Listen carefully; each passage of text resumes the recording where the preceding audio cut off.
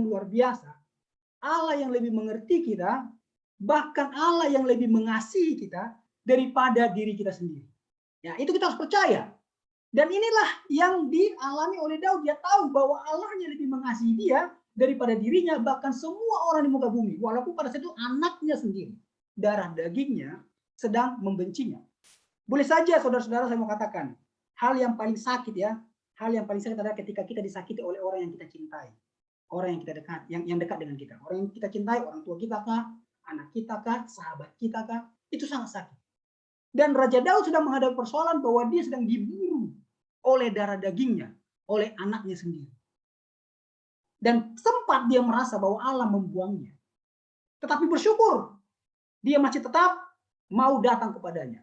Sehingga dalam seruannya dia meminta supaya Allah memimpin dia. Ini dia. Allah memimpin dia dalam kondisi terpuruk pada saat itu. Supaya dia tahu apa yang harus dia perbuat. Apa yang harus dia lakukan di tengah-tengah kesulitan seperti itu. Dengan demikian, dia tidak salah jalan. Karena dia meminta pimpinan Tuhan. Kita bersyukur ada firman Tuhan, ada begitu banyak janji dalam Alkitab. Ya. Ada begitu banyak janji yang bisa kita pegang ketika kita menghadapi kesulitan. Ketika kita menghadapi kesulitan keuangan, contoh, pada waktu kita kuliah atau kita di PHK, ada janji Tuhan ketika kita mengalami kesulitan keuangan, kesehatan. Ada janji Tuhan dalam Alkitab. Ada banyak hal. Sehingga ketika kita buka, kita diteguhkan kembali. Oh iya ya, bukankah Allah berjanji seperti ini? Ya, ini yang dirasakan oleh Raja Daud. Sehingga dia datang berseru kepada Tuhan. Sehingga di dalam ayat kelima tadi, dia katakan, mengapa engkau tertekan, hai jiwaku? Bukankah engkau mempunyai Allah? Ya, jadi seruan ini menunjukkan bahwa dia adalah umat Allah yang walaupun sedang tertekan tetap memiliki pengharapan. Karena Allah satu-satunya sumber pengharapan kita, penolong kita dalam setiap keadaan baik maupun keadaan buruk. Sehingga kita harus berharap kepada Allah. Ya, jadi kalau kita baca ya di dalam ayat kata-kata berharaplah kepada Allah. Kata-kata berharap ini ya sama dengan kata yakal. Ya, jadi kalau kita baca dalam ayat 5 ini, mengapa engkau tertekan hai jiwaku, berharaplah pada Allah. Yakal itu artinya adalah sabar menanti. Lalu apa lagi? Yakal itu bisa diterjemahkan tetap bertahan. Lalu apa lagi? Bisa diterjemahkan juga tetap percaya. Jadi ketika kita tertekan, ketika kita dalam masa sulit, yakal artinya berharap, artinya tetap sabar, tetap bertahan, tetap percaya. Nah, ini penting ya. Jadi orang-orang muda, sobat-sobat muda, saya mau kasih motivasi. Ketika engkau mengalami kesulitan, tetap sabar, tetap bertahan, tetap percaya, karena kita mempunyai Allah yang luar biasa. Sering sekali kita dengar statement. Kalau kita dalam masa sulit, kita dalam persoalan, jangan kita katakan, persoalanku terlalu besar. Tapi kita katakan, persoalan, ya, engkau kecil karena Allahku adalah Allah yang besar. Ya. Jangan sampai persoalan kita lebih besar daripada Allah kita. Ya. Allah kita lebih besar daripada persoalan kita. Ya, berharaplah kepada Allah bahwa Allah tidak menutup mata terhadap kita, bahwa Allah tidak akan berdiam diri, bahkan Dia sedang melakukan tindakan penyelamatan. Bahkan kita akan melihat bahwa Allah mempunyai satu rencana yang indah, yang luar biasa buat kita, bahkan pada saat kita sedang mengalami kesulitan dan tertekan sekalipun. Jadi orang yang selalu berharap pada Tuhan akan selalu menerima kuasa Allah yang luar biasa. Tuhan yang mengendalikan segala sesuatu. God is in control. Nah, jangan lupa. Bukan masalah yang mengontrol kita, bukan. God is in control. Apapun persoalan kita, apapun tekanan yang kita hadapi, ada Allah yang mengendalikan semuanya. Ya. Bahkan dalam Roma 8 ayat 28, ini sangat sering ya. Kita tahu sekarang, Roma 8 ayat 28 katakan bahwa Allah turut bekerja dalam segala sesuatu untuk mendatangkan kebaikan bagi mereka yang mengasihi Dia. Yaitu bagi mereka yang terpanggil sesuai dengan rencana Allah. Jadi Tuhan tidak pernah merencanakan kecelakaan atau penderitaan dalam kehidupan kita. Itu semua adalah akibat kita sebagai manusia berdosa. Tapi walaupun demikian, pada saat kita mengalami kesulitan, tekanan, bahkan hal-hal yang membuat kita menderita, ya, jangan lupa dalam setiap krisis dan masalah, di sana ada Tuhan yang akan memberikan kekuatan dan jalan keluar kepada kita. Karena kita mempunyai Allah yang Maha Pengasih lagi penyayang, bahkan lebih mengasihi kita daripada diri kita sendiri. Oleh sebab itu, sahabat-sahabatku, orang-orang muda, pada saat ini ya, kita bergembira, bersukacita karena Tuhan telah mengutus ibu dokter untuk menyampaikan kepada kita tentang mental health ya, dan how ya to manage stress. Saya yakin orang-orang muda rindu bisa memanage stres yang dihadapi, karena selama kita hidup stres tetap ada ya. Selama dosa masih menguasai dunia ini, stres akan ada. Nanti di sorga kita nggak akan stres. Kenapa? Karena tidak ada lagi penderitaan, yang ada hanya sukacita di sana, kegembiraan. Tetapi selama kita masih berada di tempat ini, mari kita manage sama seperti Daud, datang kepadanya dengan tetap sabar, ya.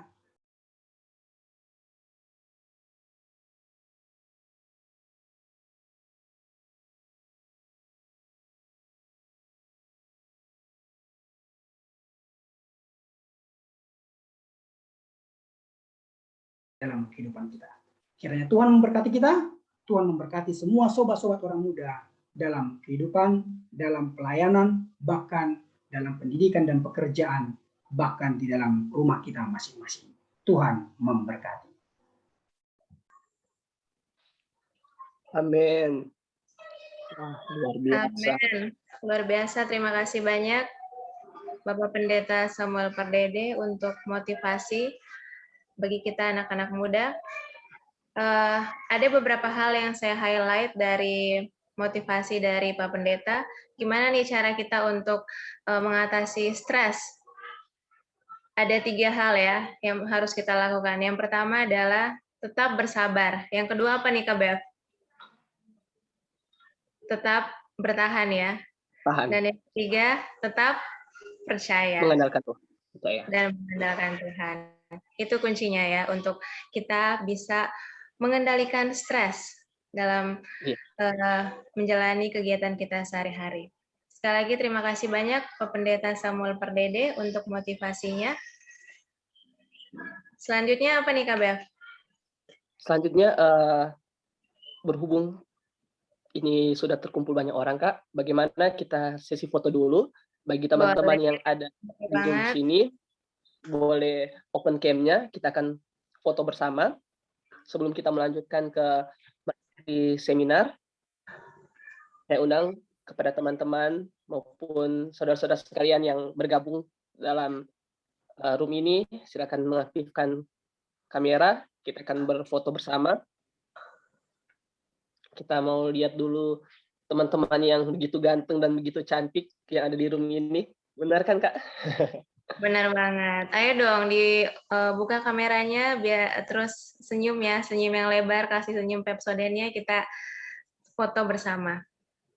Foto bersama. Kak Todi mungkin bisa dibantu? Iya Kak Todi boleh. Baik, di sini ada 2 halaman jadi nanti bergantian ya. Yang pertama 1, 2, 3. Oke, halaman kedua 1, 2, 3. Ulang lagi, kita pakai gaya bebas. 1, 2, 3. Oke, sekali lagi. 1, 2, 3. Oke. Oke, terima kasih Kak Todi. Sama-sama.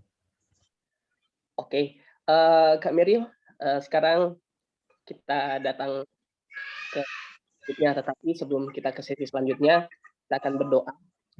Minta sekali lagi Samuel Pardede untuk mendoakan doa berkat untuk kita semua yang di sini.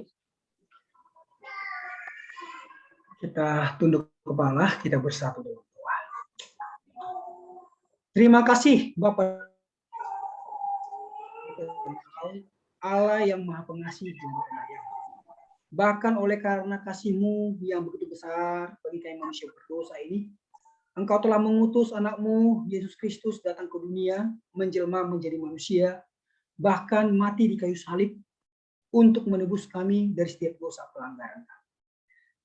Kami bergembira, bersukacita oleh karena kami adalah umat tebusan Tuhan. Oleh sebab itu ya Tuhan, bantu kami untuk tetap setia kepada. Dan pada saat ini ya Bapa, ketika hamba-Mu menumpangkan tangan, biarlah Engkau memberkati setiap orang-orang muda, bahkan kami semua yang join pada sore hari ini. Kami rindu kuasa Roh Kudus menguasai hati dan pikiran kami.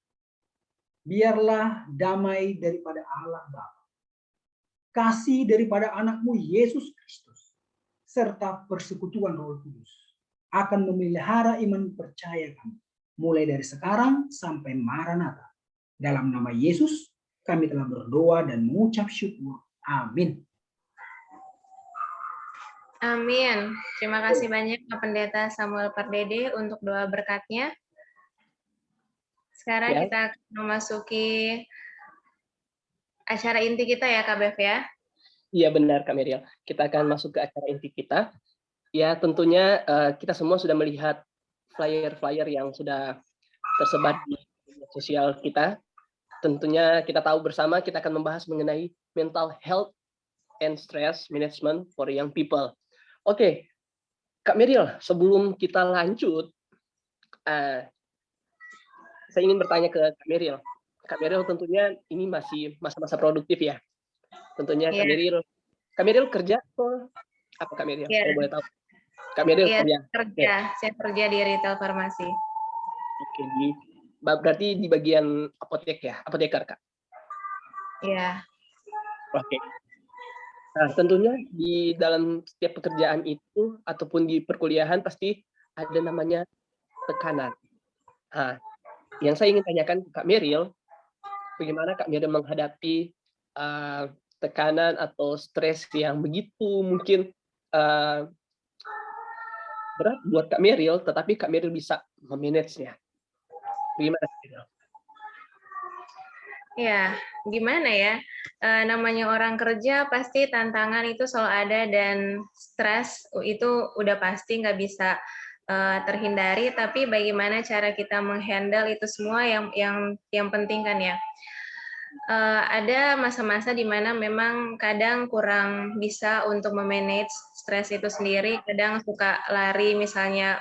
Ya butuh hiburan gitu ya, cari tempat yang misalnya tempat yang sepi gitu atau dengar musik itu adalah salah satu pelarian saya kalau misalnya lagi stres seperti itu. Ya kalau ditanya gimana caranya saya handle stres, ya paling ya harus banyak-banyak liburan sih. Itu salah satu kunci. Banyak liburan. Work life balance ya jadinya ya. Iya, apalagi liburan kemarin kan. Iya, kemarin baru selesai liburan ya, Bev ya. Kalau Bev sendiri gimana nih cara handle stres? Cara handle stres saya ya join dengan teman-teman, mencari kesibukan yang membuat saya lupa akan stres saya. Kayak gitu sih Kak. Tapi kan menurut saya tidak perlu berlama-lama lagi. Bagaimana kita langsung serahkan ke ahlinya bagaimana untuk memanage-nya. Tapi sebelum itu mungkin Kak Miriam mau memperkenalkan dulu pembicara kita. Oke. Seperti kata pepatah, tak kenal maka tak sayang. Begitu juga saat ini saya akan memperkenalkan pembicara kita pada petang hari ini. Dia adalah seorang dokter yang bernama Dr. Lini Tiwatu Liando, adalah seorang spesialis kesehatan jiwa klinis yang lahir di Tomohon pada tanggal 30 November tahun 74 dengan educational background-nya menyelesaikan pendidikan di Faculty of Medicine Universitas Indonesia pada tahun 2021 di bidang Child and Adolescent Psychiatrist. Kemudian pada tahun 2007 juga di fakultas yang sama, Faculty of Medicine Universitas Indonesia sebagai seorang psikiatris. Pada tahun 2000 masih dari universitas yang sama yaitu Universitas Indonesia, menyelesaikan pendidikan di General Practitioner, dan di masa SD sampai SMA-nya menyelesaikan pendidikan di Manado ya. Dan untuk professional historinya sendiri, Dr. Lini Tiwatuliando adalah seorang psikiatris di Profesor Dr. V.L. Ratumbuisang Mental Hospital Manado dari tahun 2010 sampai sekarang beliau bekerja di sana, dan juga mengambil part-time lecture di Samratulangi University Manado dari tahun 2009 sampai 2018, di juga Nursing Academy Gunung Maria Tomohon dari tahun 2009 sampai 2012.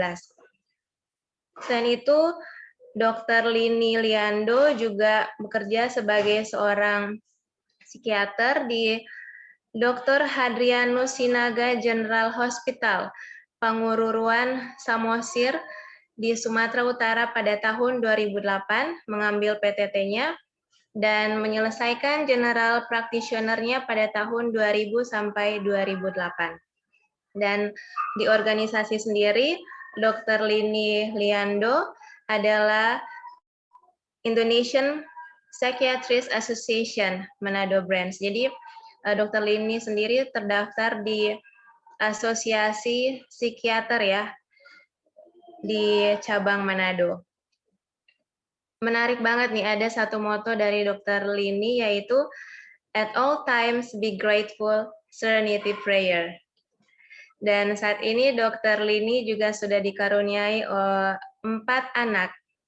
Ya, baik tanpa berlama-lama lagi, saya berikan kesempatan ini kepada Dr. Lini untuk membawakan seminar. Silakan, dokter. Terima kasih banyak Meryl atas perkenalannya, lengkap sekali, dibaca semua. Saya sampai kok ya saya tulis itu ya, itu udah lama nggak dilihat-lihat. Ya, suara saya cukup jelas nggak ya ini? Cukup jelas banget, Dok. Ya. Oke, saya langsung share screen ya. Ya, boleh.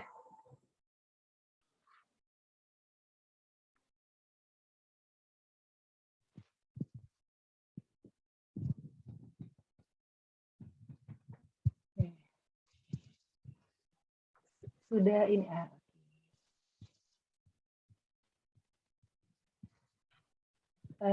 Sementara ini saya boleh atau tetap jelas ya suara saya walaupun on cam ya? Suaranya tetap jelas, Dok. Oke, baik. Nanti mungkin boleh diingetin kalau misalnya kurang jelas ya. Oke. Sesuai dengan permintaan panitia, saya hari ini membawakan tentang mental health in young people. Memang saya jadinya kita fokuskan ke stress management ya. Kalau kita bicara mental health kan itu sebenarnya sangat luas ya. Sehingga mungkin memang satu malam nggak selesai ya. Oke. Kalau nanti ada yang mau bertanya boleh langsung di chat saja, karena kalau offline sih saya izinkan untuk diinterrupt ya, tapi kalau ini saya jadi nggak bisa melihat kan ya. Oke. Ini kenapa nggak mau ya?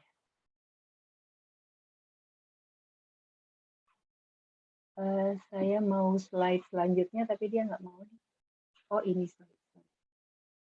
Oke, hari ini kita akan bahas tentang sekilas mungkin tentang mental health dulu, lalu apa itu stres dan hubungannya mungkin dengan gangguan mental ya.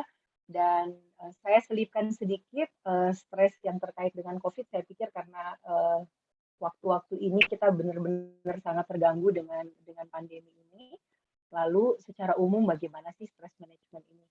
Saya berharap bisa memberikan mungkin masukan yang cukup praktis, tapi kalau misalnya memang terlalu rumit boleh ditanyakan ya, nanti kita biar bisa diskusi lebih banyak. Oke, mungkin sehat itu dulu ya.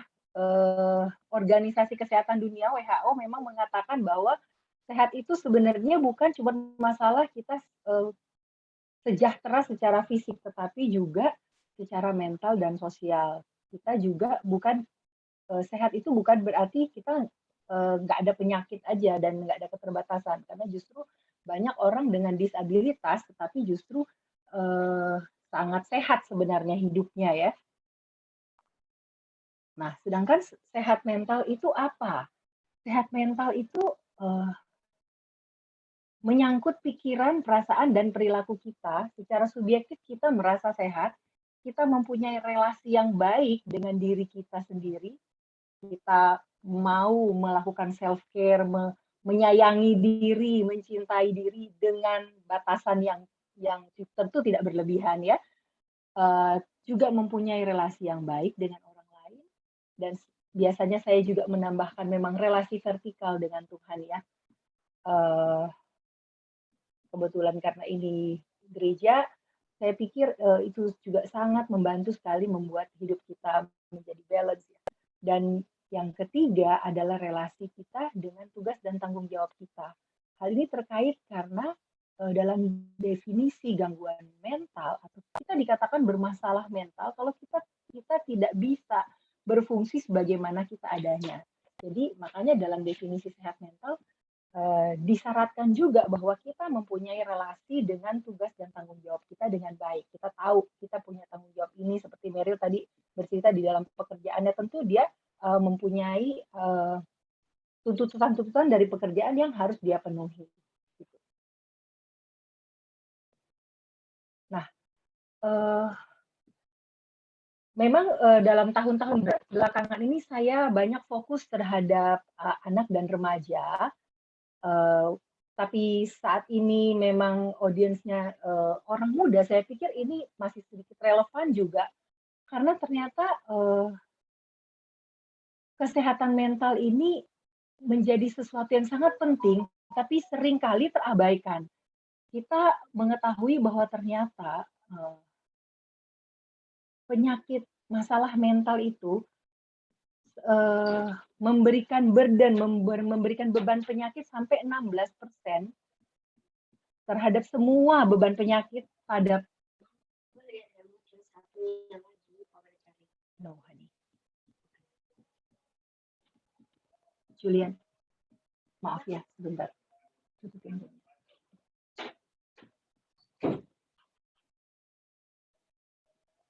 Mohon maaf ya, biasa di rumah ini gangguan. Jadi pada usia 10-19 tahun ternyata masalah mental ini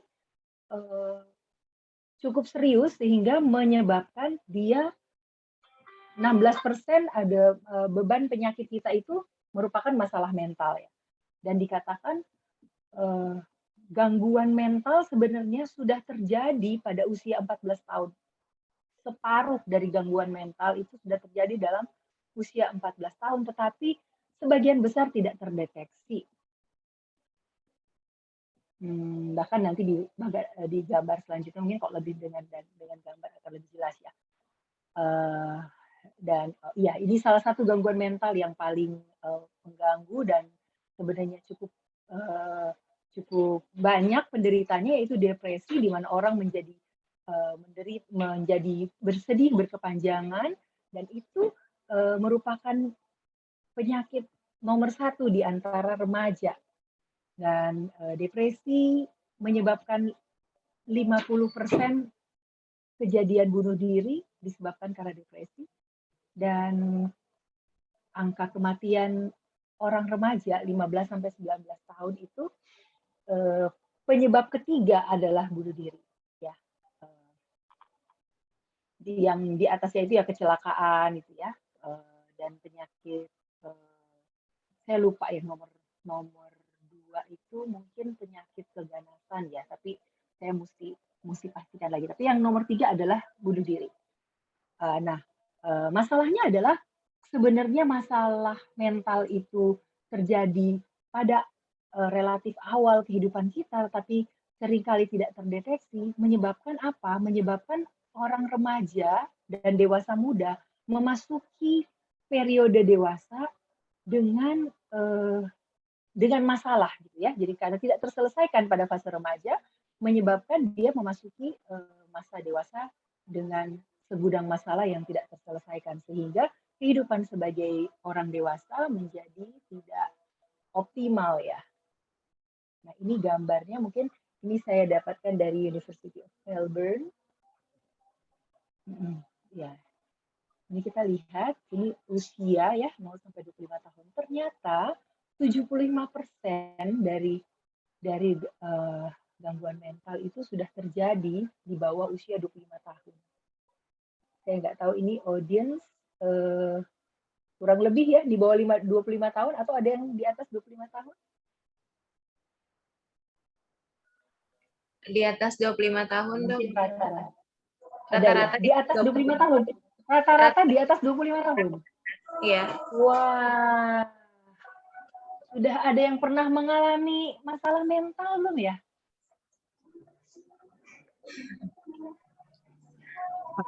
Kalau saya tanya gini malu ya kalau jawab di chat ya. Enggak deh, bercanda. Atau Nanti mungkin ada boleh japri ya. Iya. Sebenarnya saya rencananya mau buat polling supaya kalau jawab nggak malu-malu ya. Cuman tidak berhasil tidak berhasil membuat. Maybe next time ya. Nah, jadi seperti itu gangguan mental. Nah, ini kalau kita lihat sebarannya menurut gangguannya ya. Di periode umur remaja 10 sampai 25 tahun ini pada umumnya gangguan mental mencapai puncaknya. Ya. Ini depresi paling tinggi pada usia 20 sampai 24 tahun. Dan memang periode ini sangat sebenarnya walaupun WHO katakan usia remaja itu 12 sampai 18 tahun, tapi karena kematangan otak depan itu terjadi belakangan, dan otak depan ini yang mengatur tentang pengendalian impuls, berpikir rasional, mengendalikan emosi. Justru terjadi belakangan. Kalau kita itu pertumbuhan fisiknya, badannya sudah besar, jauh lebih mendahului kematangan emosionalnya. Sehingga kita seringkali melihat walaupun sudah dewasa muda, seringkali kita masih sering juga masih masih labil ya. Mudah-mudahan yang di sini udah memasuki periode dewasa, jadi sudah mantap lah ya ini ya. Mudah-mudahan juga belum pernah mengalami yang ini ya, gangguan mental ya. Saya takut ini menjadi seram, jadi ini memang gangguan mental, tapi gangguan mental sangat dekat dengan kita. Gangguan mental tidak berarti Anda itu kurang waras ya, tetapi masalah pada suasana hati, masalah pada kecemasan, pikiran yang seperti itu seringkali terjadi dan orang itu nggak merasa bahwa itu dia harus mengatasinya, dia harus mendapatkan pertolongan profesional untuk supaya kualitas hidupnya menjadi baik ya. Nah, ini kalau di negara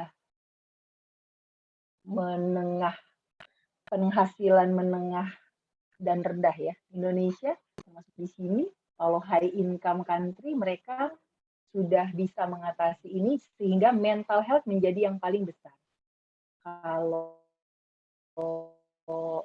ini ada di tengah-tengah sekitar nomor 2, nomor 3 ya, karena ada masalah neonatus, masalah bayi baru lahir, dan masalah-masalah penyakit infeksi dan jantung pembuluh darah itu masih belum.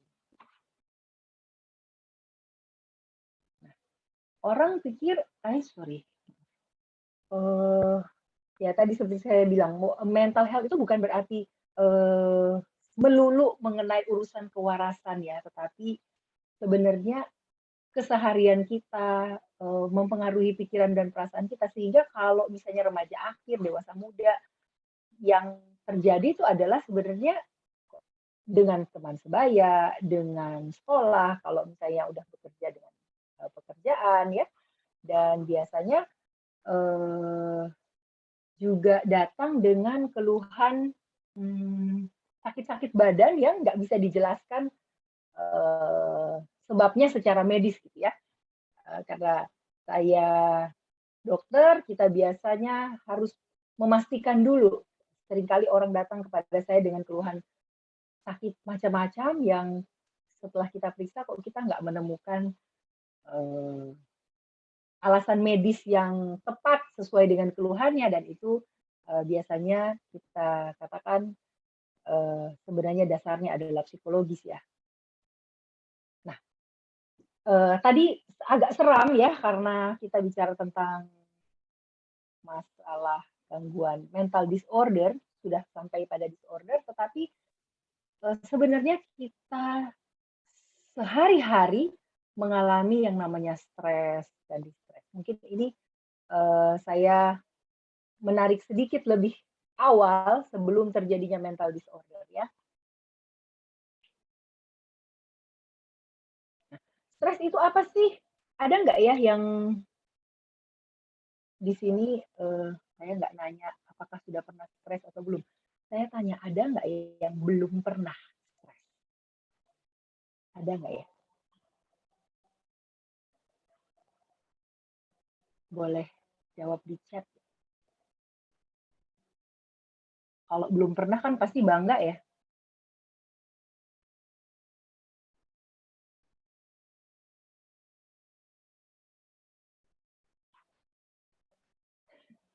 Oke, ya. Saya yakin pasti kita semua sudah pernah ya. Jadi stres itu sebenarnya segala pengalaman negatif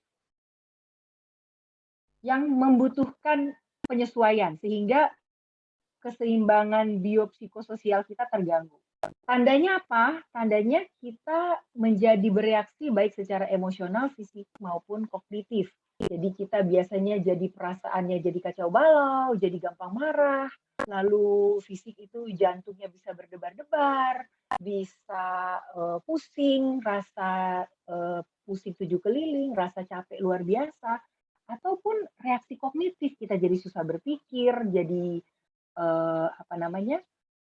jadi nggak bisa konsentrasi atau mengambil keputusan jadi sulit ya.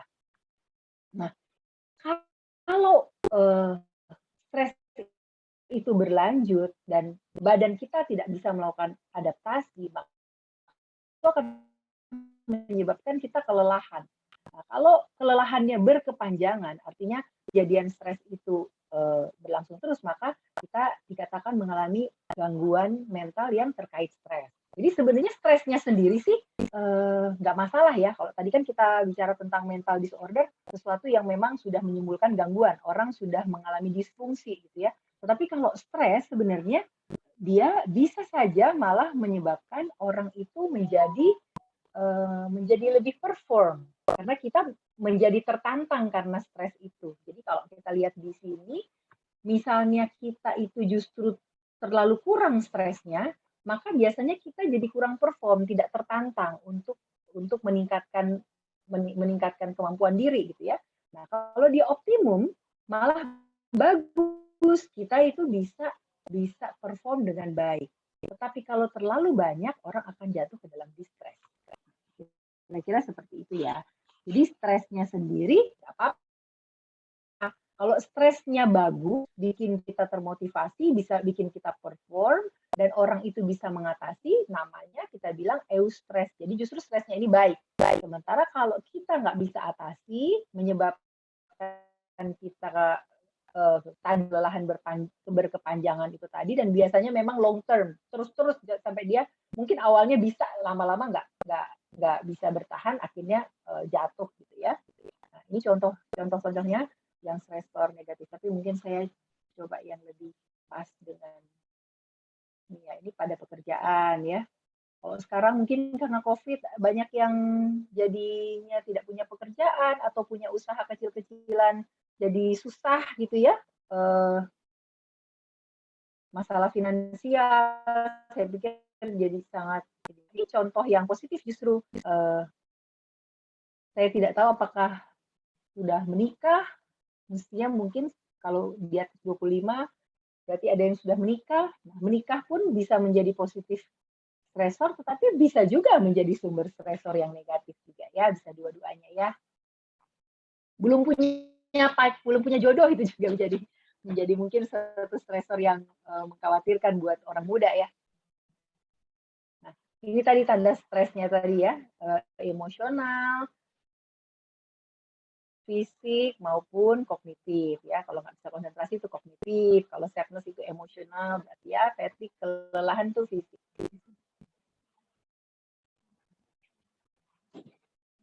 Nah, kalau ini distress, orang bisa burn out, dan akhirnya kalau tidak teratasi distressnya benar-benar berlanjut, bisa menyebabkan mental disorder yang tadi gitu ya. Jadi saya menjelaskan efek dampak beratnya dulu, baru kita lihat tentang stresnya.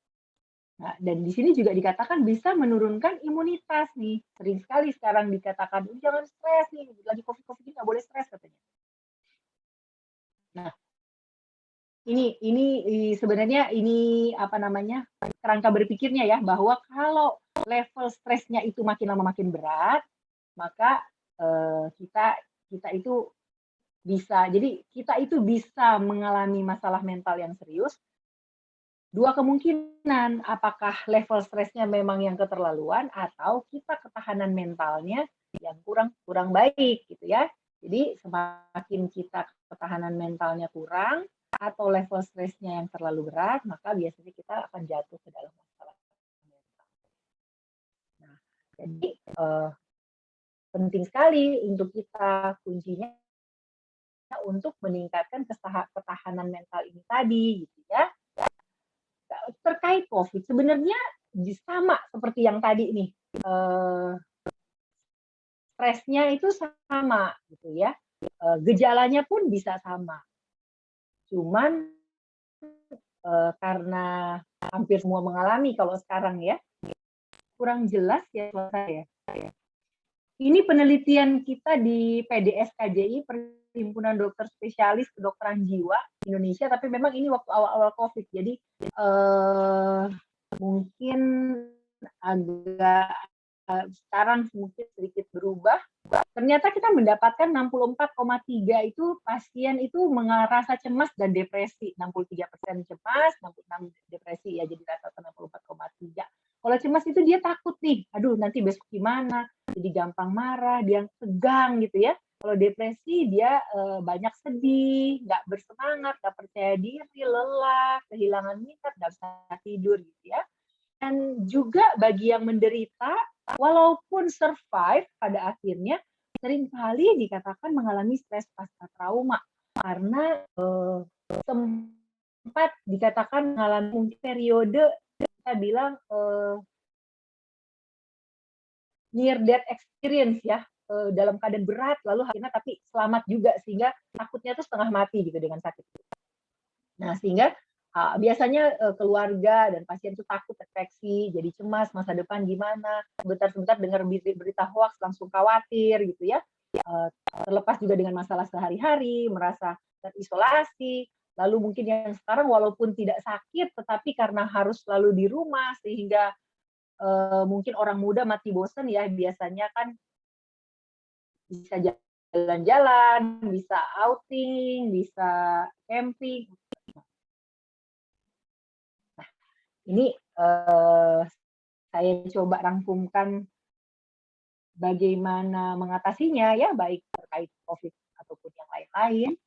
Pada prinsipnya sebetulnya sama seperti yang tadi saya katakan, stres atau distress sebenarnya sangat penting adalah persepsi kita terhadap stresnya itu sendiri. Kalau kita menganggap itu sebagai sesuatu yang sangat mengganggu, itu sangat berat, itu sangat tidak mampu saya tanggung, ya akan menjadi sulit gitu ya. Jadi penting sekali untuk mengubah mindset-nya, lalu mengambil langkah-langkah yang perlu untuk mengatasi stresnya. Ya, kalau kita mau bertindak itu fokusnya pada persoalannya, ya. Sementara perasaan-perasaan yang macam-macam itu biasanya memang membuat kita jadi susah untuk move on ya. Kita kita harus prioritaskan dulu masalah yang paling penting, lalu membuat perencanaan, mengatur waktunya, lalu kalau memang kita kesulitan, kita boleh meminta pertolongan profesional ya. Nih ya, saya buat mungkin nggak terlalu jelas tentang perencanaan, membuat perencanaan mengatasi stresnya ya. Kita identifikasi dulu sumber stresnya dari mana, kita prioritaskan dulu mana sumber stres yang paling mengganggu, mana yang akan kita atasi lebih dulu, mana yang saya mampu untuk lakukan lebih.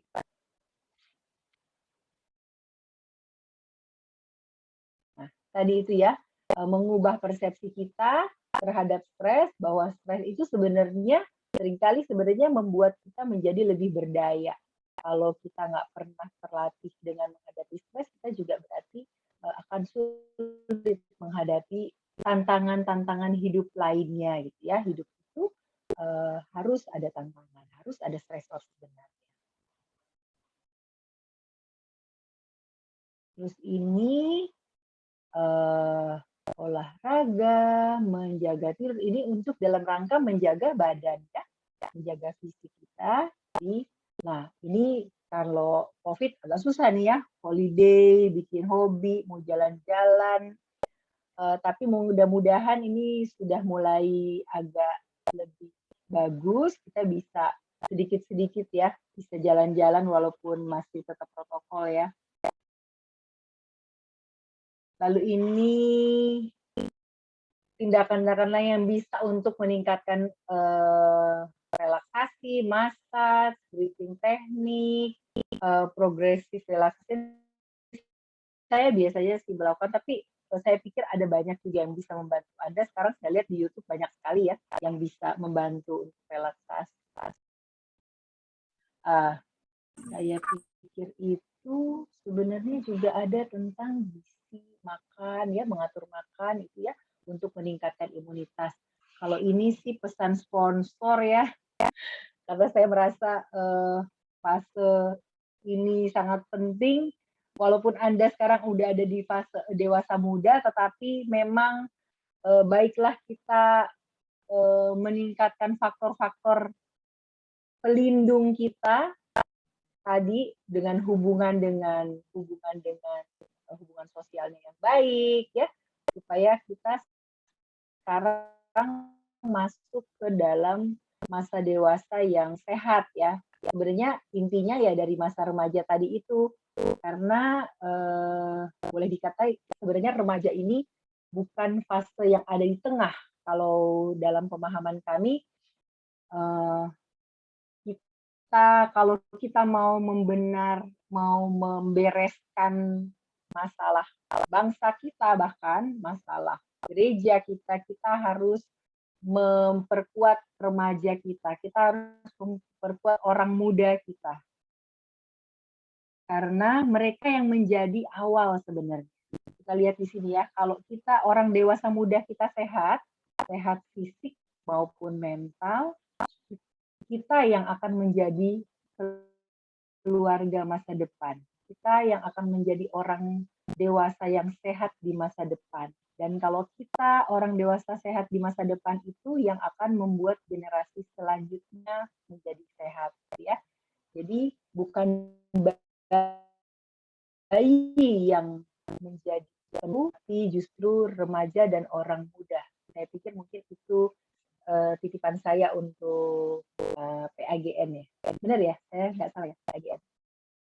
Oke. Benar, Mungkin Dok. itu saja. Mohon maaf kalau saya melebihi waktu yang dijanjikan. Enggak sih, Dok. Sebenarnya waktu kita masih banyak, dokter, nggak perlu khawatir. Perlu khawatir, Dok. Masih punya waktu, Dok.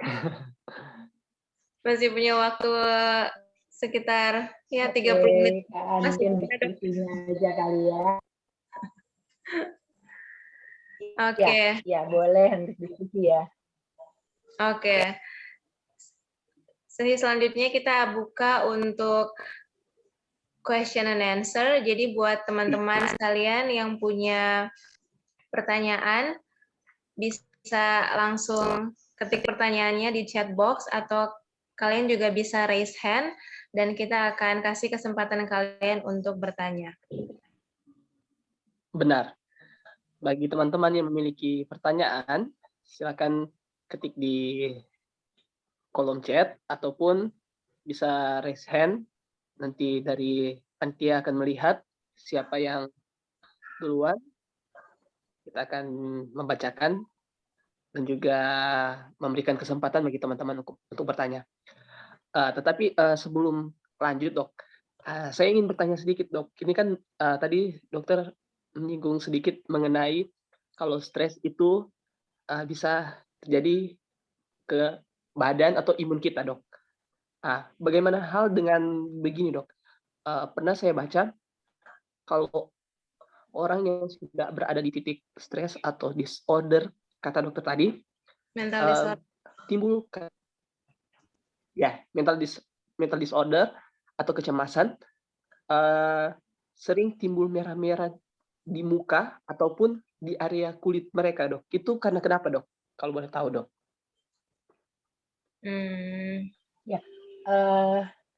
Itu ya, Beverly, tadi saya mengatakan bahwa seringkali tanda dari stres itu adalah keluhan pada badan. Apa saja? Bisa keluhan di kulit, betul. Bisa keluhan sesak, bisa keluhan sakit perut, bisa keluhan gangguan pencernaan, entah dia susah buang air atau malah jadi buang air terus-terusan gitu ya. Tetapi memang kita harus sangat hati-hati di sini karena keluhan fisik itu, setiap keluhan fisik harus kita duga sebagai kebenaran dulu. Jadi kita harus cari dulu benar nggak sih dia tuh sebenarnya keluhannya itu memang benar ada masalah medisnya gitu. Karena kalau dia memang benar ada masalah medis, kan bisa membahayakan kesehatan fisiknya dia ya. Kesehatan fisik bisa kalau dia menjadi berat, dia bisa membuat orang menjadi sakit dan mungkin bisa berbahaya. Tidak semua, tetapi bisa saja. Sehingga dari segi prioritas itu, prioritas lebih tinggi, kita harus pastikan dulu dia benar-benar tidak sakit fisik. Nah, ya. Tetapi memang betul bisa ya. Jadi orang jadi gatel-gatel atau jadi merah-merah, sementara tidak ada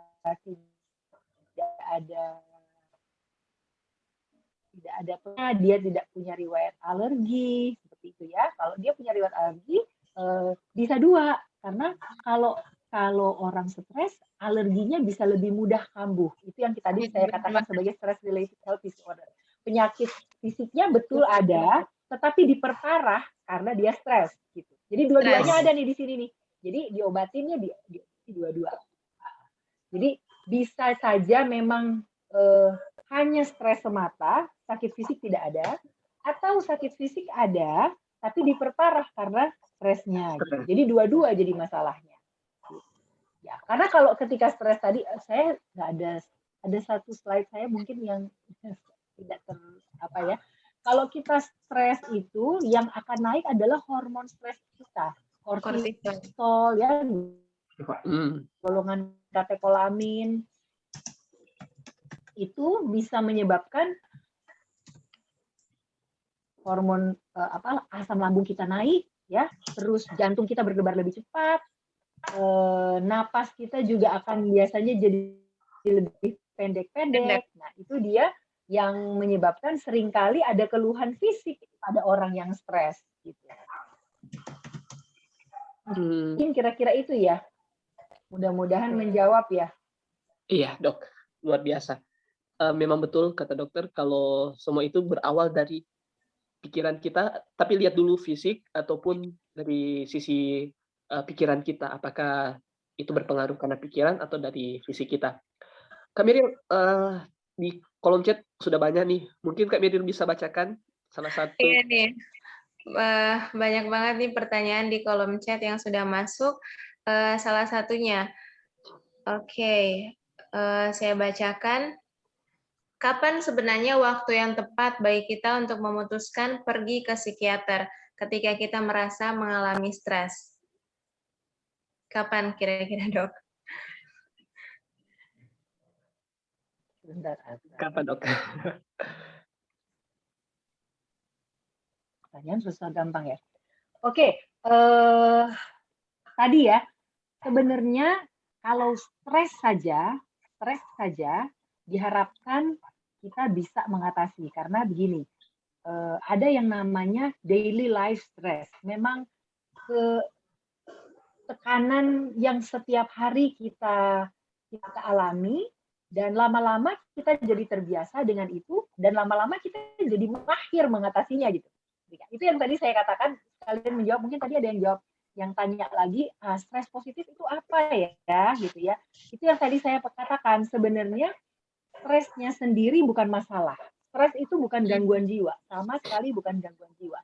Stres itu hanya pemicu, hanya suatu peristiwa yang negatif memang, biasanya negatif, dan mengganggu keseimbangan kita.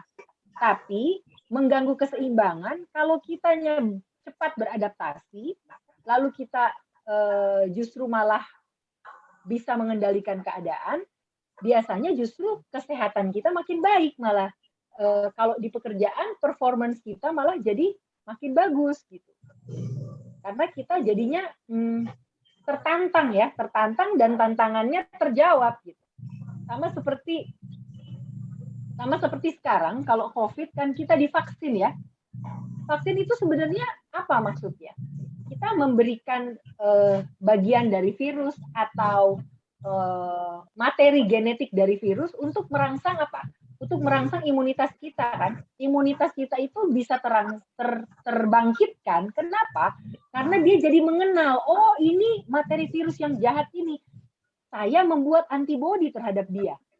Sehingga ketika virus yang benar datang, badan kita sudah mengenal, kita ada antibodi. Sama, stres juga seperti itu. Ketika kita 1-2 kali dapat stres, oh begini toh mestinya stres ini, gue atasinya mesti begini, gue mesti lawan, gue mesti gini.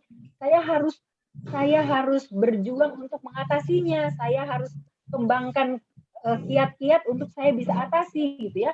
Misalnya di pekerjaan, gila ini bos kasih pekerjaan banyak banget, nggak sampai bisa selesai. Tapi begitu kita tahu, kita bisa atur waktu kita buat prioritas-prioritas, lalu bikin deadline, kita mana dulu yang saya kerjakan, akhirnya ternyata terselesaikan. Dan sesudah itu, saya jadi lebih cepat gitu mengerjakan mungkin tugas-tugas dari atasan saya kalau di pekerjaan gitu ya. Jadi kira-kira seperti itu.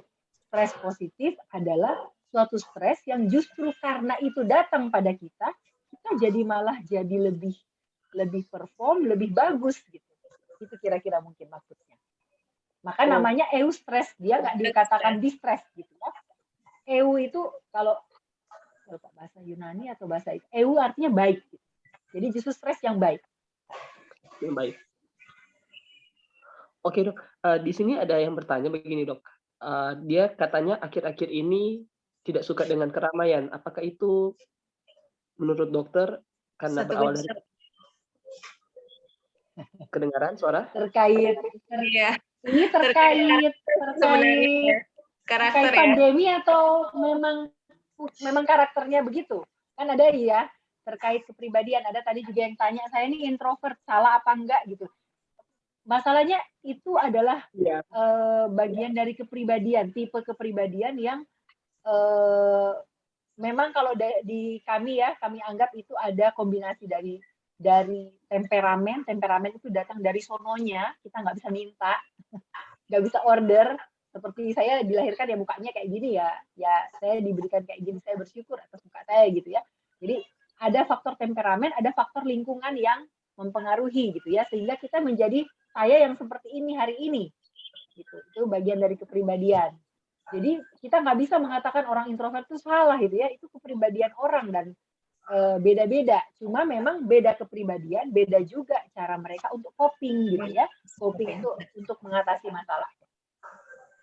Katanya sih di sini dok, dia sebelumnya belum introvert. Itu gimana itu kata dok? Oke, kalau dia sebelumnya tidak introvert, umur berapa dulu ya? Jadi kalau kita mengatakan gini, kepribadian itu firm di atas umur 18 tahun, menjadi mantap gitu ya. Tapi kalau perubahannya tuh begitu drastis, sebelumnya sebelumnya dia orangnya ceria banget, lalu tiba-tiba karena sesuatu dan lain hal tiba-tiba terjadi perubahan perilaku. Nah, ini yang menjadi masalah yang harus ditelusuri. Jadi kalau ada perubahan perilaku, tadi kan saya katakan ya, kita katakan mental disorder kalau ada perubahan pada pikiran, perasaan, dan perilaku yang sedemikian sehingga membuat orang tuh menderita, lalu tidak bisa berfungsi baik. Jadi kalau dia menderita, dia tidak berfungsi baik. Nah, kalau misalnya introvertnya itu sebelumnya dia tidak introvert dan dia sampai menderita karena itu, kok saya sekarang jadi takut ketemu orang, pengen biasanya cerewet, pengen ngobrol, sekarang jadi males. Nah, itu yang harus kita telusuri lagi gitu ya, ada apa. Dan kalau sampai memang membuat disfungsi, ya mungkin Anda harus mencari pertolongan ya. Kalian saya menjawab tadi, kapan kita pergi ke psikiater ya? Memang begini, untuk kesehatan mental banyak sekali yang bisa menolong kita sebenarnya. Ya, ada konselor, Bapak Pendeta, Ibu Pendeta biasanya juga mereka belajar juga untuk konseling ya, sehingga untuk memperkuat kemampuan kita untuk coping terhadap daily life stress yang biasa-biasa dalam hari-hari, ya, itu bisa psikolog bisa membantu kita juga ya. Kalau misalnya sampai ada masalah mental yang awal-awal yang cukup ringan atau depresi awal-awal, depresi ringan yang masih bisa diatasi dengan psikoterapi. Psikoterapi itu berarti terapi dengan bicara. Ya, terapi bicara. Kalau misalnya kondisi menjadi cukup serius sehingga misalnya menjadi kecemasannya itu menjadi misalnya kalau cemas itu jadi mengganggu orang, bisa orang tuh menjadi nggak menarik diri sehingga nggak ngapa-ngapain, nggak melakukan fungsinya, nggak merawat diri, nggak makan, nggak minum, wah, membahayakan diri ya, itu kita anggap mungkin dia sudah mengalami suatu masalah yang cukup serius, perlu dibantu ya. Kurang lebih begitu kali batasannya ya. Baik, terima kasih dokter. Semoga menjawab ya teman-teman ya. Saya rasa juga sudah cukup jelas. Tadi ada yang raise hand dari Kajuan Manurung. Ada yang mau ditanyakan lagi, Kajuan Manurung? Silakan open mic-nya Kak, kalau mau bertanya lagi. Oke, saya rasa sudah cukup jelas ya, Kajuan Manurung ya. Kita ke pertanyaan selanjutnya, Dok. Dokter, saya sementara menjalani pengobatan bersama psikiater karena saya mengalami gangguan psikomatis, di mana saya mengalami cemas, takut karena corona. Dan pertanyaan saya, butuh waktu berapa lama agar saya bisa sembuh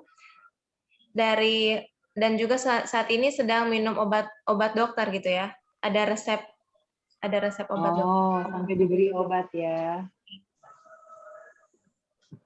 Ya, gangguan psikosomatik mungkin maksudnya ya. Gangguan psikosomatik itu artinya ya, psikosomatik. Ya, betul. Somatik artinya badan. Jadi keluhan badan, sakit badan, tetapi sebenarnya dasarnya adalah psikologis. Makanya namanya psikosomatik. Gangguan psikosomatik kadang-kadang sebenarnya merupakan gangguan jiwa yang relatif ringan dan bisa diobati ya. Tetapi memang biasanya sangat mengganggu sehingga orang tuh jadi tersiksa gitu ya, karena misalnya mau pergi kerja dianya mual, sakit perut, nggak enak, nggak bisa kerja seperti itu kan, karena senewan. Tapi biasanya setelah kalau ada stresor di pekerjaan, tekanan gitu ya, tapi setelah mungkin agak stresornya hilang, mungkin dia misalnya harus deadline pekerjaan banyak sekali gitu ya, sampai sakit, sampai mencret gitu ya, sampai atau mual, muntah gitu, bisa seperti itu. sehingga makan juga biasa terganggu sekali, dan bisa memang jadinya fisiknya jadi betul-betul terganggu gitu. Nah, sehingga makanya memang tergantung dari berat ringannya kondisi pasien, memang biasanya kita membantu dengan obat-obatan karena biasanya kita katakan kondisi kortisolnya cukup tinggi sehingga membuat gangguan yang sedemikian pada badan. Ketika diberikan obat, itu biasanya menjadi lebih tenang gitu. Karena kalau misalnya gangguan sakit mah karena psikosomatik dengan sakit mah karena memang sakit mah beneran, itu bisa dilihat dengan gini, kalau sakit mah psikosomatik dikasih obat mah biasanya nggak baik. Karena kan yang diobati adalah hilirnya. Biasanya kan obat mah jadi kita menetralisir asam lambungnya, kita menetralisir ion H-nya, biasanya channel ionnya itu yang untuk mengeluarkan ion H yang untuk membentuk asamnya ditutup sama obatnya itu. Tapi kalau karena stres, kan asam lambungnya naik tuh karena perintah si kortisol ini, si hormon stresnya. Selama stresornya masih terjadi, biasanya kortisol tetap tinggi. Waktu kita kasih obat mah, ya dia turun sebentar. Habis itu kan kortisolnya masih tinggi, dia perintah lagi, naik lagi gitu. Itu yang biasanya jadi masalah sakit mah yang berkepanjangan, nggak sembuh-sembuh, pasiennya biasanya frustrasi, saya udah minum obat banyak sekali gitu ya, tetapi kok saya tidak bisa sembuh.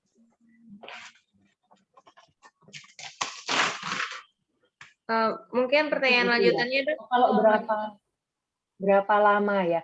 Berapa lama itu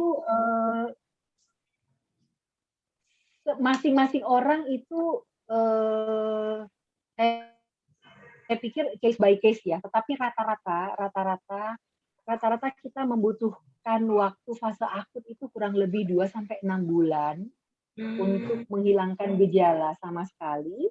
Nah, tapi biasanya dari pengalaman sesudah hilang gejala sama sekali, kita biasanya obatnya tidak langsung dihentikan seketika begitu ya. Jadi biasanya kita katakan sesudah fase akut yang 2-6 bulan itu biasanya kita masuk fase maintenance untuk menurunkan obat perlahan-lahan sambil psikoterapinya tetap dijalankan gitu ya, sehingga totalnya bisa dari 6 bulan sampai 1 tahun kurang lebih seperti itu. Tetapi beberapa kasus yang cukup berat mungkin bisa lebih dari itu.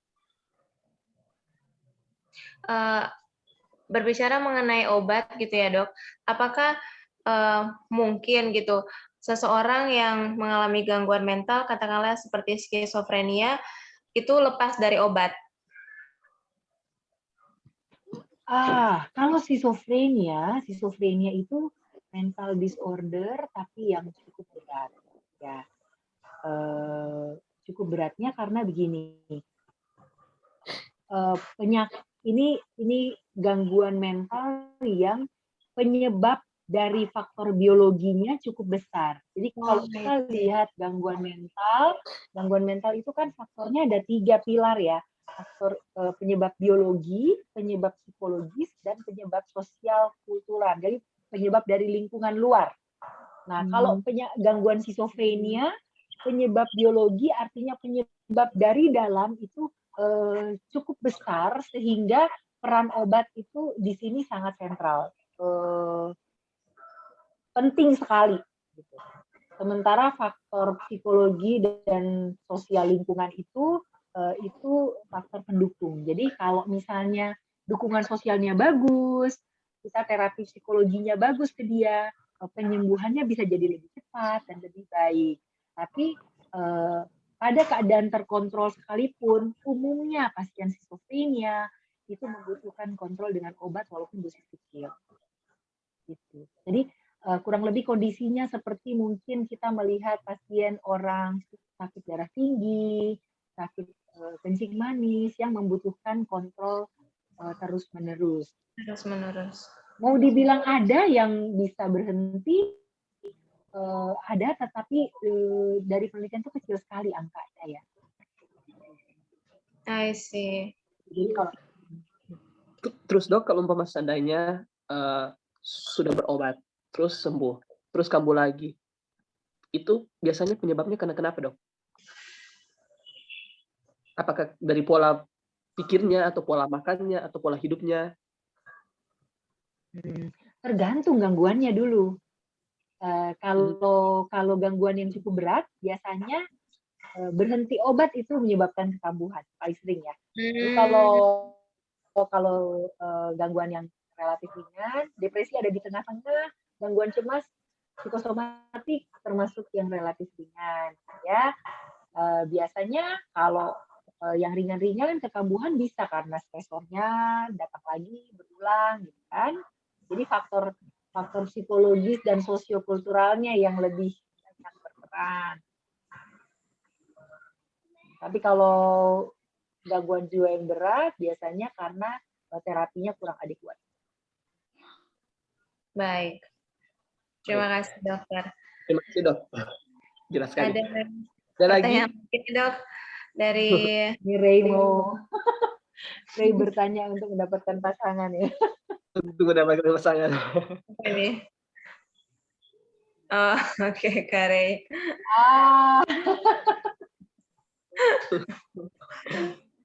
Stres. Oke, kalau iya pasangan ini urusan 2 orang ya Ray ya. Jadi memang mungkin dari sisi kita ya, tentu kita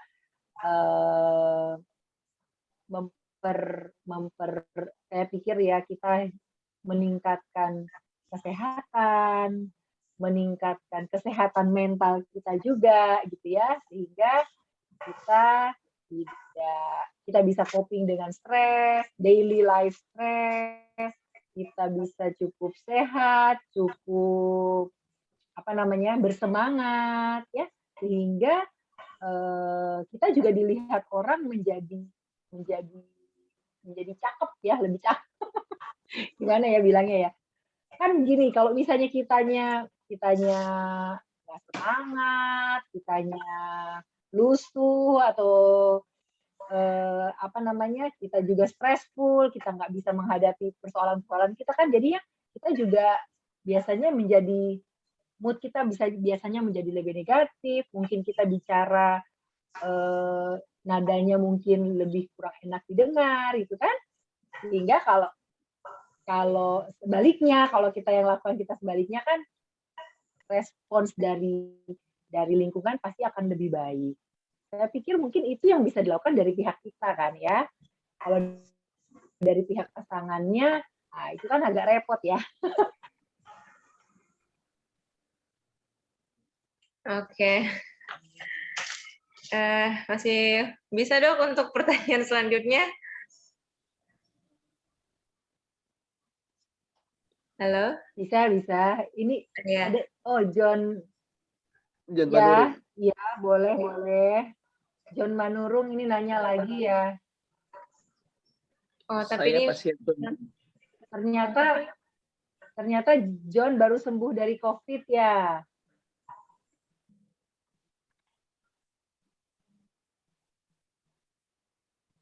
Ya agak sulit itu John, karena COVID-nya sendiri kan sudah sembuh ya ini ya.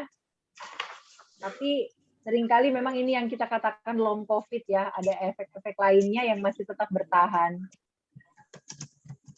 Yang menjadi concern saya adalah tadi itu, yang kadang-kadang meskipun sudah sembuh dari COVID, semangatnya tidak langsung bisa kembali, masih tetap sering capek. Dalam arti juga bukan capek secara fisik, tapi juga menjadi kehilangan minat, malas untuk berinteraksi dengan orang ya. Dan itu ya perlu waktu untuk kita atasi. Artinya gini, sama seperti stresor lainnya, bagaimanapun juga kita harus move on. Ya. bersyukur bahwa kita diberikan kesembuhan, itu sudah merupakan rasa syukur yang besar sebenarnya, sehingga membuat kita menjadi sehat untuk seterusnya. Bersyukur juga bahwa dengan kita sembuh dari COVID, kita mendapatkan daya tahan tubuh yang alami, gitu, yang mungkin tidak didapat oleh orang yang dapat imunitasnya dengan cara divaksin, ya kan? Itu sebenarnya perlu disyukuri juga loh. Iya, betul. Dan juga perlu proses. Pastinya ada perlu proses untuk kesembuhan Ya, buat Kak betul. Joanna. Karena tidak ada di dunia ini secara instan, tapi proses yang harus kita tunggu. Oke, di sini ada pertanyaan lagi, Dok, dari Sabah. Dokter, saya seorang introvert, jadi kurang yakin bila bergaul dengan teman-teman. Takut bercakap dengan teman-teman sampai emosi terganggu. Saya gelisah. Bagaimana menangani ini, Dokter?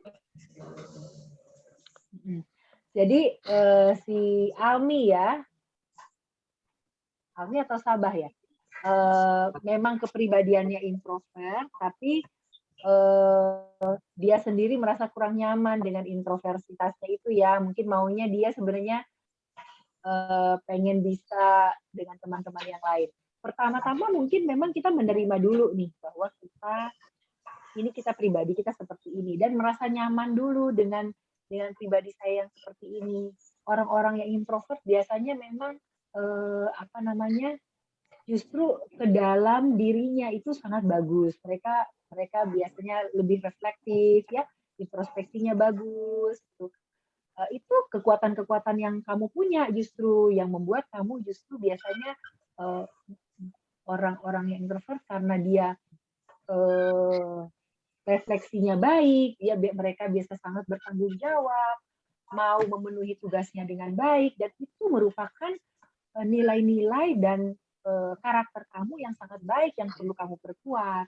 Justru dengan kamu yang seperti ini menerima bahwa saya ini introvert dengan skala kelebihan dan kekurangannya, kamu mulai bisa kekurangan kita misalnya saya mau ngobrol sama orang, mau memulai pembicaraan kok malu gitu ya. Nah, itu yang justru nanti kita tahu ini kekurangan kita. Terlepas dari bahwa saya punya kekuatan yang lain, saya bisa membuat segala sesuatu dengan baik, teratur, rapi, sesuai dengan waktunya, biasanya orangnya rajin, bertanggung jawab, kan? Itu bisa akan muncul dengan berinteraksi kan dengan orang-orang. Lama-lama kan setelah kenal kamu lama, baru iya ternyata dia orangnya ini ya, bagus ya, gini ya. Jadi itu tidak terlihat dalam sekali ketemu. Dan kalau misalnya memang pribadi yang introvert ini nyaman dengan dirinya, mulai bisa menerima dirinya, nggak apa-apa, mulai menerima diri bahwa saya dekat dengan orang itu perlu waktu. Halo, hilang lagi. Ya, kedengaran dok, kedengaran. Mudah-mudahan menjawab ya, Almi dok. Sabah ya, Almi ya, Almi. Ya. Oke dok, di sini ada pertanyaan lagi. Selanjutnya dari ini 2 pertanyaan terakhir ya. Pertanyaan terakhir, iya. 2 pertanyaan terakhir. Ini dari Kak Kori. Dok, saya pernah mengalami gangguan tidur selama 2 minggu karena ada sedikit masalah pribadi.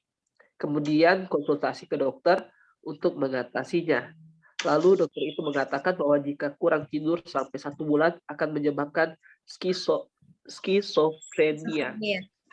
Apakah itu benar? Saya pikir tidak benar ya, Kori ya. Mudah-mudahan kamu tidak menjadi gelisah karena informasi itu ya. Gini, tidak bisa tidur itu adalah gangguan mental yang paling banyak ya. Jadi kalau dilihat dari insomnia sebagai suatu gejala, maka insomnia itu kayak panas pada penyakit infeksi. Kalau orang infeksi pasti demam. Ya. Nah, jadi insomnia itu kalau di gangguan mental kayak demam. Dia adalah merupakan gejala, tapi juga bisa merupakan masalah mental sendiri. Tapi dia sebagai masalah mental sendiri tuh jarang banget. Biasanya memang begitu, pasti ada penyebabnya. Makanya saya selalu katakan begini, kalau Anda tidak bisa tidur jangan takut, karena biasanya tidak bisa tidur itu hanya sekunder aja. Apa yang menyebabkannya itu yang harus kita cari, itu yang harus kita atasi dulu. Kalau kamu mengatakan kamu jelas tahu bahwa kamu nggak bisa tidur ini karena ada masalah pribadi, berarti masalah pribadimu yang kamu selesaikan. Kalau masalah pribadimu selesai, kamu pasti udah bisa tidur lagi lah. Ya kan? Nah, orang skizofrenia bisa mengalami susah tidur. Tetapi orang susah tidur bukan otomatis akan menjadi skizofrenia. Jangan dibalik ya. Nah, saya tidak tahu apakah kamu salah memahami apa yang dikatakan dokternya. Tetapi yang benar adalah orang skizofrenia bisa mengalami susah tidur. Tetapi orang yang susah tidur tidak otomatis menjadi skizofrenia. Jelas banget itu. Karena skizofrenia adalah memang satu gangguan mental yang cukup serius gitu ya.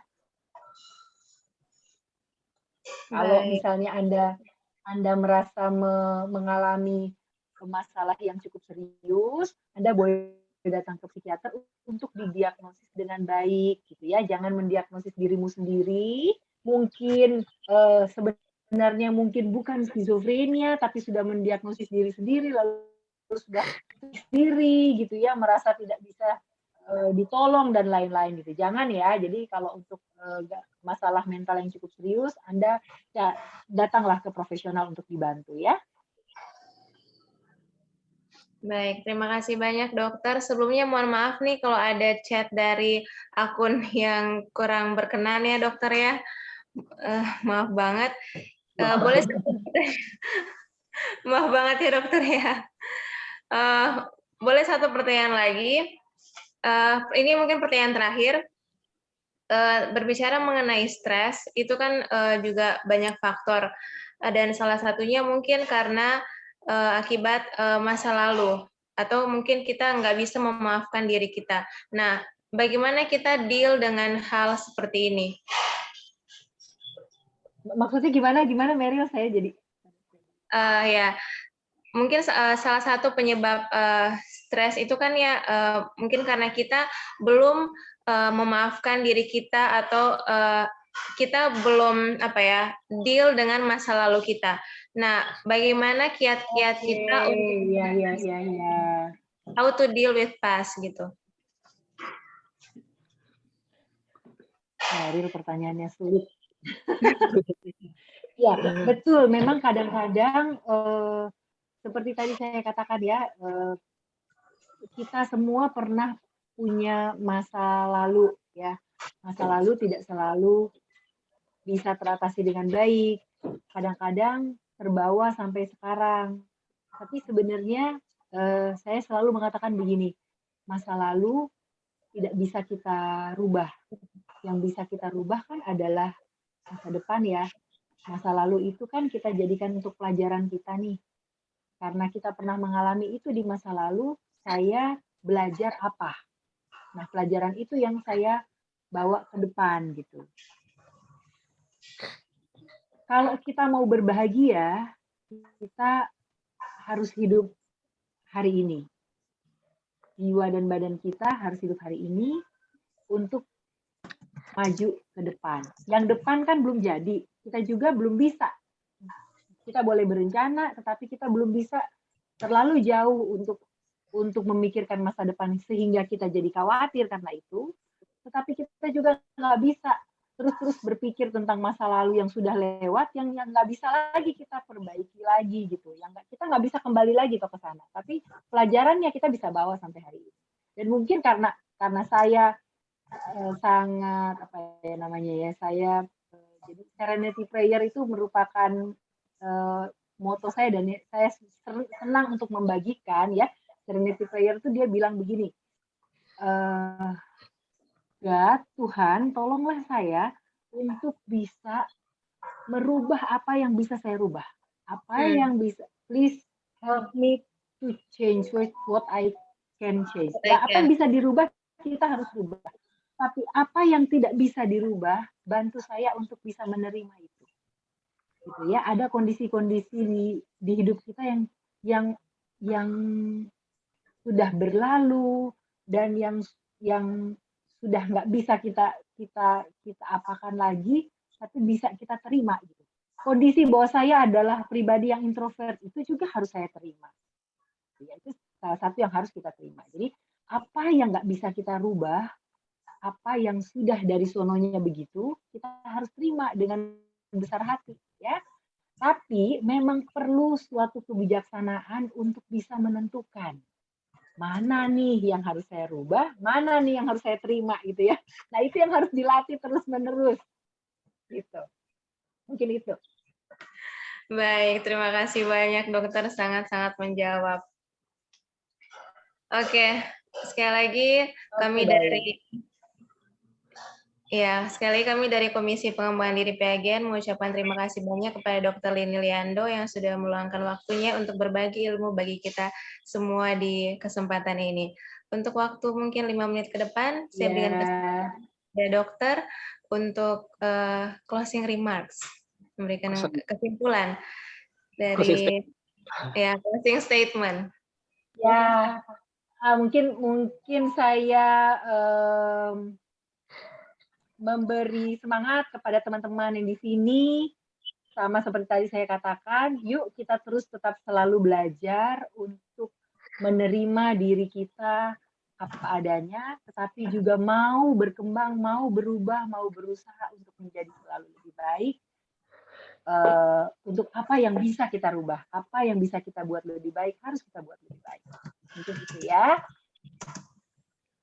Pada teman-teman mungkin yang ada mau minta materinya, tadi saya sudah sampaikan ke panitia ya, bolehlah dibagi ya. Baik, nanti kita share ya di grup WhatsApp atau bisa chat pribadi ke kami panitia. Nanti kami akan berikan materi Dr. Lini hari ini. Terima kasih banyak Dr. Lini. Dan selanjutnya kita ngapain nih Kak Bev? Ya, sekarang kita memberikan apresiasi buat Dr. Lini Liando dan juga pendeta yang sebelumnya sudah memberikan motivasi. Sekarang saya minta bantu Kak Pris untuk memberikan ucapan terima kasih dan juga mungkin ada hadiah kecil yang mungkin bisa dokter terima dan juga pendeta.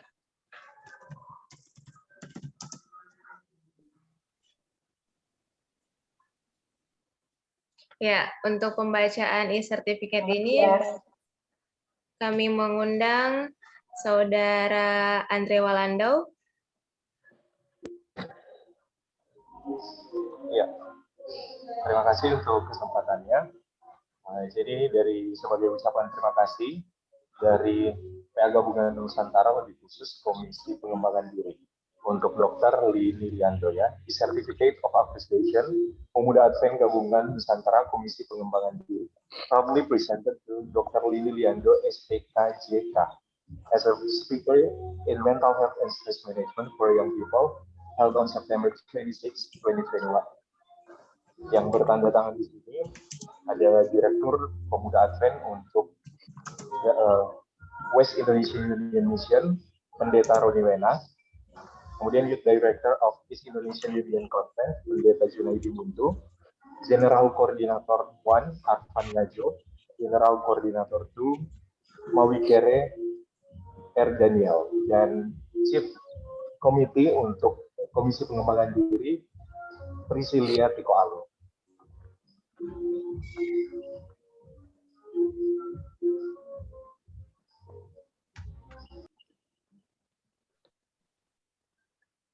Terima kasih banyak ya.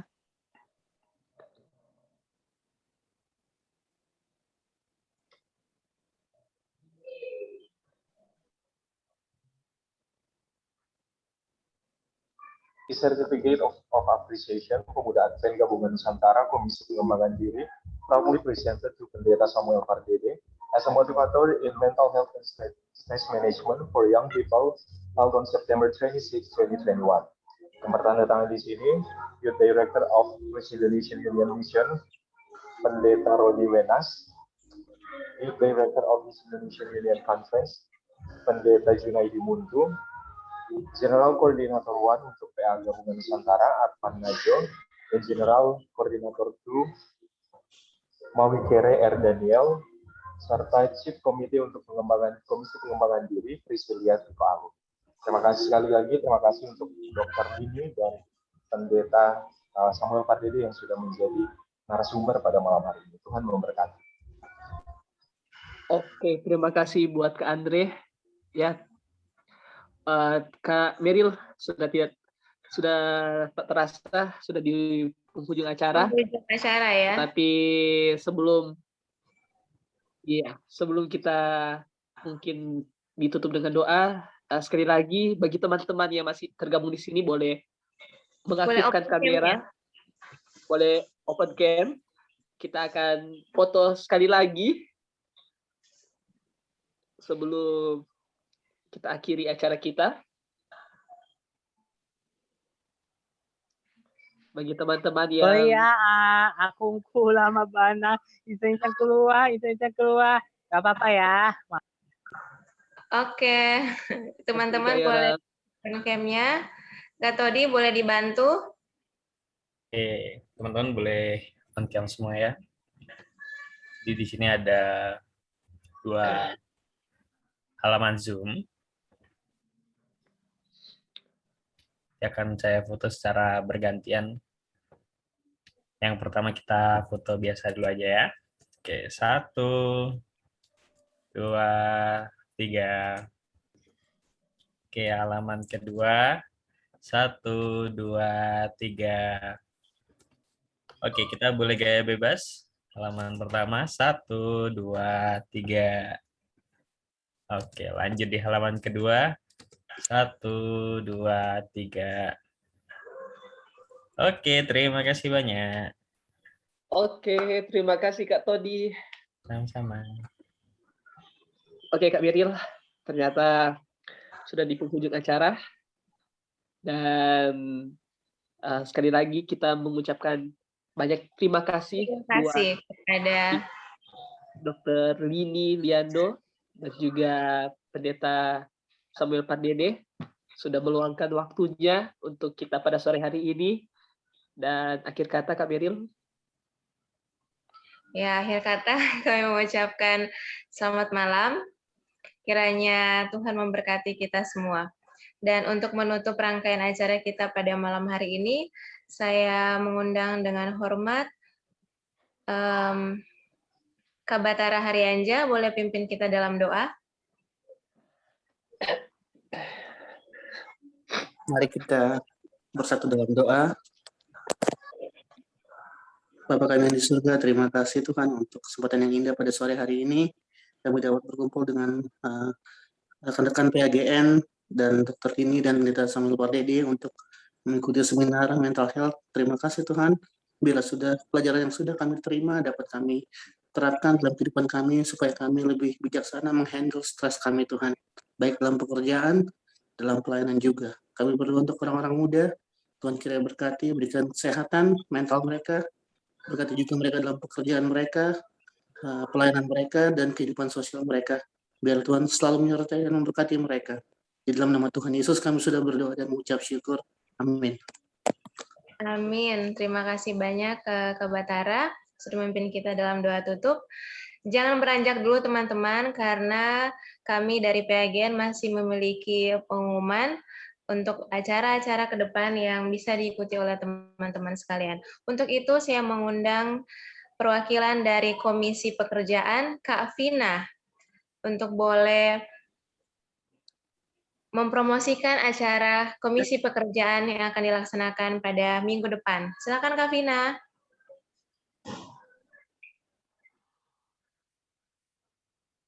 Sorry, masih di mute.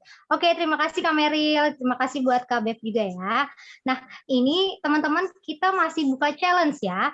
Challenge Komisi Pekerjaan, yaitu di sini bisa dilihat temanya personal branding, dan contohnya sudah kita berikan 2 ya. Jadi kalian bisa kreasiin. Jadi nanti ada hashtagnya itu pakai personal branding, hashtag Komisi Pekerjaan PAGN, hashtag PAGN Nusantara, dan hashtag challenge, hashtag FYP. Jadi yang pasti kalau kalian share di IG atau di TikTok itu wajib banget follow dan tag akun PAGN Nusantara, terus juga tidak lebih dari 1 menit.